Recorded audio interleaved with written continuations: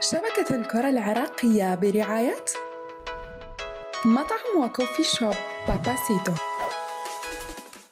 والله متابعي شبكة الكرة العراقية في كل مكان، نبارك لكم هذا الفوز على المنتخب التايلندي بأربع أهداف. معنا الآن نجم المنتخب السابق الكابتن سامر سعد. أهلا وسهلا بك كابتن. حبيبي أهلا وسهلا بك. العراق يضرب بيد من حديد ويرجع إلى مشوار التصفيات بقوة، شلون شفت الأداء اليوم؟ بالبداية بسم الله الرحمن الرحيم، مبروك للشعب العراقي، مبروك للمنتخب العراقي. صراحة اليوم مباراة يعني تختلف عن المباراة اليوم، الحظ ويانا مثل ما يقول. الحمد لله والشكر، مهند قدر أن يرجع لوضعيته، قدر أن يسجل 4 أهداف رغم أنه ضيع أكثر من هدف. إن شاء الله المباراة الجاية تكون تركيز عالي، نتمنى لهم الموفقية. المشوار قدامهم يعني صعب ومشوار يعني طويل، إن شاء الله نتمنى لهم الموفقية، وخاصة مع الكادر التدريبي اللي هو كابتن راضي شنيشن. يعني صعب ان نحكم عليهم من البدايه.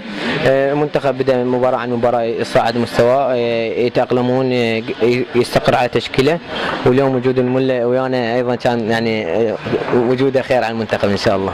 طبعا متابعينا صدفه اكثر من رائعه مع شفنا اليوم المنشد محمد الحلفي. اهلا وسهلا بك. الله يسلمك حبيبي. الله يوفقك. شلون شفت المنتخب اليوم؟ والله بسم الله الرحمن الرحيم، طبعا الف مبروك للشعب العراقي ومبروك للشباب اللاعبين الكادر التدريبي. الحمد لله والشكر، كان اليوم الاداء جيد وما قصروا الشباب، ونريد من عندهم ان شاء الله الافضل بالمباريات القادمه، ونتمنى لهم كل التوفيق ان شاء الله. هواي حبوا مشوا عن لاعبهم الانشوده.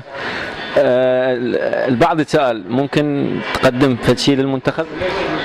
والله يعني هذه الامور ان شاء مو يعني مو بعيده، يستاهلون، لان انه عراقيين واحنا كلنا عراقيين، نطمح نقدم الاكثر لبلدنا ان شاء الله، من لاعبين، من كل المجالات كلها بحب العراق ان شاء الله. يعني نقدر ناخذ وعد منك بانه اكو عمل للمنتخب؟ ان شاء الله اكو عمل وطني ان شاء الله، ان شاء الله نخليه من ضمن العمل. شكرا ان شاء الله، بالتوفيق ان شاء الله. والله ان شاء الله هذا الفوز فتح امل للفريق العراقي، وان شاء الله القادم افضل، وباعتراف النقاد كلهم. انت سمعت المعلق اليوم شو يقول؟ يقول اللعبات كلها كان الفريق العراقي الشوط الاول افضل، ويا رب ان شاء الله القادم افضل، يا رب يفرح الجمهور ان شاء الله. بسم الله الرحمن الرحيم، الف مبروك الكره العراقيه على هذا الانجاز العظيم، وان شاء الله القادم افضل للكره العراقيه.